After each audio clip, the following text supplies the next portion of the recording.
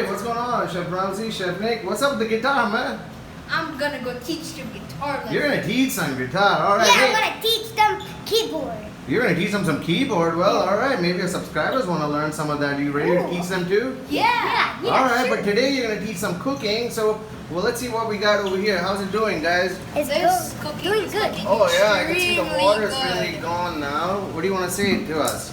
It's quite Oh. finished actually. Okay. Now you have your mutton keema, or as we like to call it in English, mutton mince. Okay, all right. Now we're gonna Now we're garnish gonna it with garnish some. it.